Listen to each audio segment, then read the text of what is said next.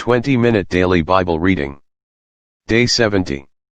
Today's reading: Deuteronomy 16-18. Psalms 38. Galatians 2. Deuteronomy 16. Observe the month of Aviv, and keep the Passover to the Lord your God, for in the month of Aviv the Lord your God brought you out of Egypt by night. Therefore you shall sacrifice the Passover to the Lord your God, from the flock and the herd, in the place where the Lord chooses to put his name. You shall eat no leavened bread with it, 7 days you shall eat unleavened bread with it, that is, the bread of affliction, for you came out of the land of Egypt in haste, that you may remember the day in which you came out of the land of Egypt all the days of your life. And no leaven shall be seen among you in all your territory for 7 days, nor shall any of the meat which you sacrifice the first day at twilight remain overnight until morning. You may not sacrifice the Passover within any of your gates which the Lord your God gives you, but at the place where the Lord your God chooses to make his name abide, there you shall sacrifice the Passover at twilight, at the going down of the sun, at the time you came out of Egypt. And you shall roast and eat it in the place which the Lord your God chooses, and in the morning you shall turn and go to your tents. 6 days you shall eat unleavened bread, and on the 7th day there shall be a sacred assembly to the Lord your God. You shall do no work on it. You shall count 7 weeks for yourself, begin to count the 7 weeks from the time you begin to put the sickle to the grain. Then you shall keep the feast of weeks to the Lord your God with the tribute of a freewill offering from your hand, which you shall give as the Lord your God blesses you. You shall rejoice before the Lord your God, you and your son and your daughter, your male servant and your female servant, the Levite who is within your gates, the stranger and the fatherless and the widow who are among you, at the place where the Lord your God chooses to make his name abide. And you shall remember that you were a slave in Egypt, and you shall be careful to observe these statutes. You shall observe the Feast of Tabernacles 7 days, when you have gathered from your threshing floor and from your winepress. And you shall rejoice in your feast, you and your son and your daughter, your male servant and your female servant and the Levite, the stranger and the fatherless and the widow, who are within your gates. 7 days you shall keep a sacred feast to the Lord your God in the place which the Lord chooses, because the Lord your God will bless you in all your produce and in all the work of your hands, so that you surely rejoice. 3 times a year all your males shall appear before the Lord your God in the place which he chooses, at the Feast of Unleavened Bread, at the Feast of Weeks, and at the Feast of Tabernacles, and they shall not appear before the Lord empty-handed. Every man shall give as he is able, according to the blessing of the Lord your God which he has given you. You shall appoint judges and officers in all your gates, which the Lord your God gives you, according to your tribes, and they shall judge the people with just judgment. You shall not pervert justice, you shall not show partiality, nor take a bribe, for a bribe blinds the eyes of the wise and twists the words of the righteous. You shall follow what is altogether just, that you may live and inherit the land which the Lord your God is giving you. You shall not plant for yourself any tree, as a wooden image, near the altar which you build for yourself to the Lord your God. You shall not set up a sacred pillar, which the Lord your God hates. Chapter 17. You shall not sacrifice to the Lord your God a bull or sheep which has any blemish or defect, for that is an abomination to the Lord your God. If there is found among you, within any of your gates which the Lord your God gives you, a man or a woman who has been wicked in the sight of the Lord your God, in transgressing his covenant, who has gone and served other gods and worshipped them, either the sun or moon or any of the host of heaven, which I have not commanded, and it is told you, and you hear of it, then you shall inquire diligently. And if it is indeed true and certain that such an abomination has been committed in Israel, then you shall bring out to your gates that man or woman who has committed that wicked thing, and shall stone to death that man or woman with stones. Whoever is deserving of death shall be put to death on the testimony of 2 or 3 witnesses, he shall not be put to death on the testimony of 1 witness. The hands of the witnesses shall be the first against him to put him to death, and afterward the hands of all the people. So you shall put away the evil from among you. If a matter arises which is too hard for you to judge, between degrees of guilt for bloodshed, between one judgment or another, or between one punishment or another, matters of controversy within your gates, then you shall arise and go up to the place which the Lord your God chooses. And you shall come to the priests, the Levites, and to the judge there in those days, and inquire of them, they shall pronounce upon you the sentence of judgment. You shall do according to the sentence which they pronounce upon you in that place which the Lord chooses. And you shall be careful to do according to all that they order you. According to the sentence of the law in which they instruct you, according to the judgment which they tell you, you shall do, you shall not turn aside to the right hand or to the left from the sentence which they pronounce upon you. Now the man who acts presumptuously and will not heed the priest who stands to minister there before the Lord your God, or the judge, that man shall die. So you shall put away the evil from Israel. And all the people shall hear and fear, and no longer act presumptuously. When you come to the land which the Lord your God is giving you, and possess it and dwell in it, and say, I will set a king over me like all the nations that are around me, you shall surely set a king over you whom the Lord your God chooses, one from among your brethren you shall set as king over you, you may not set a foreigner over you, who is not your brother. But he shall not multiply horses for himself, nor cause the people to return to Egypt to multiply horses, for the Lord has said to you, you shall not return that way again. Neither shall he multiply wives for himself, lest his heart turn away, nor shall he greatly multiply silver and gold for himself. Also it shall be, when he sits on the throne of his kingdom, that he shall write for himself a copy of this law in a book, from the one before the priests, the Levites. And it shall be with him, and he shall read it all the days of his life, that he may learn to fear the Lord his God and be careful to observe all the words of this law and these statutes, that his heart may not be lifted above his brethren, that he may not turn aside from the commandment to the right hand or to the left, and that he may prolong his days in his kingdom, he and his children in the midst of Israel. Chapter 18. The priests, the Levites, all the tribe of Levi, shall have no part nor inheritance with Israel, they shall eat the offerings of the Lord made by fire, and his portion. Therefore they shall have no inheritance among their brethren, the Lord is their inheritance, as he said to them.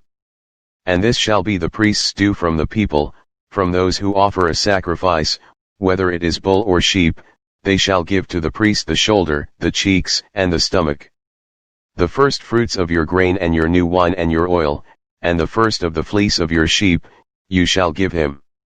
For the Lord your God has chosen him out of all your tribes to stand to minister in the name of the Lord, him and his sons forever.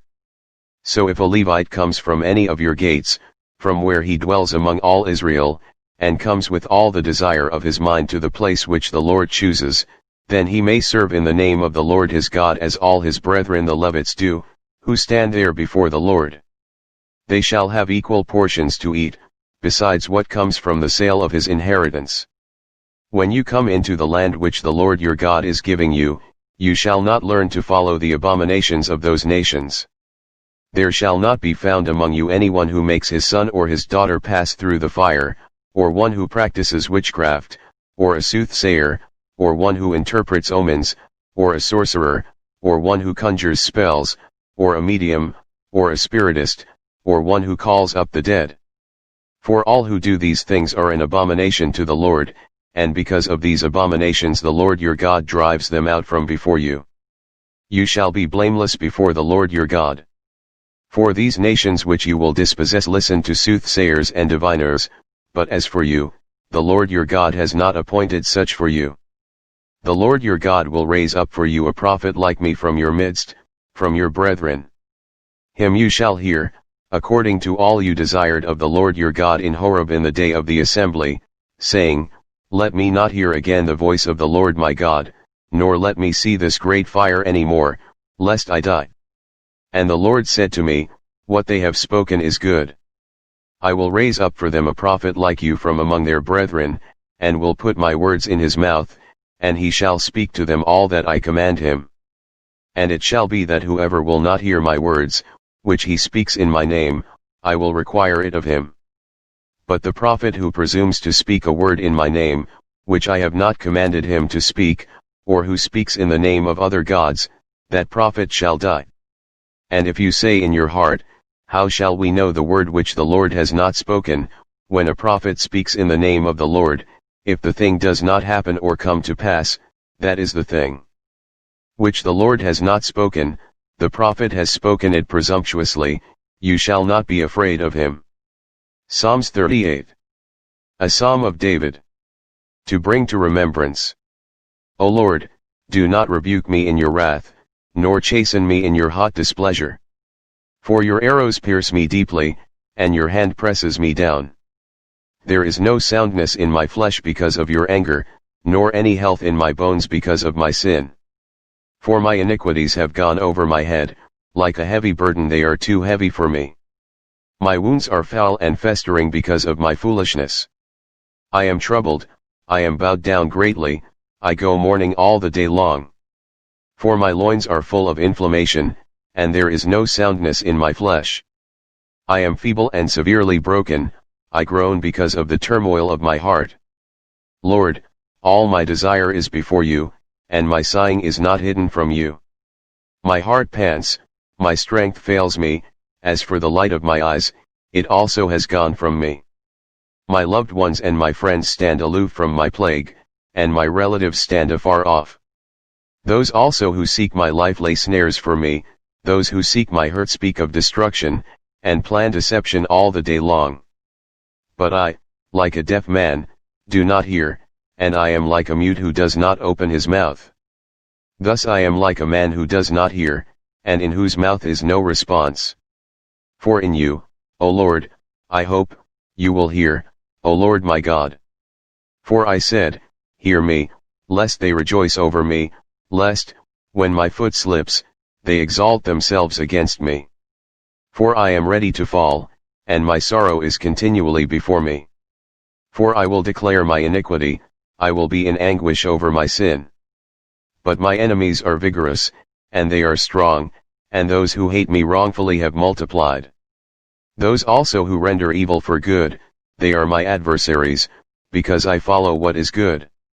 Do not forsake me, O Lord, O my God, be not far from me.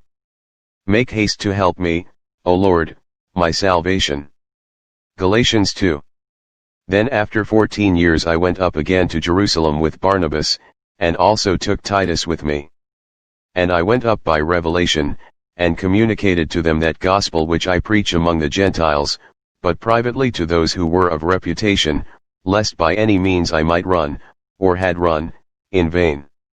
Yet not even Titus who was with me, being a Greek, was compelled to be circumcised. And this occurred because of false brethren secretly brought in, who came in by stealth to spy out our liberty which we have in Christ Jesus, that they might bring us into bondage, to whom we did not yield submission even for an hour, that the truth of the gospel might continue with you. But from those who seemed to be something, whatever they were, it makes no difference to me, God shows personal favoritism to no man, for those who seemed to be something added nothing to me. But on the contrary, when they saw that the gospel for the uncircumcised had been committed to me, as the gospel for the circumcised was to Peter, for he who worked effectively in Peter for the apostleship to the circumcised also worked effectively in me toward the Gentiles, and when James, Cephas, and John, who seemed to be pillars, perceived the grace that had been given to me, they gave me and Barnabas the right hand of fellowship, that we should go to the Gentiles and they to the circumcised. They desired only that we should remember the poor, the very thing which I also was eager to do.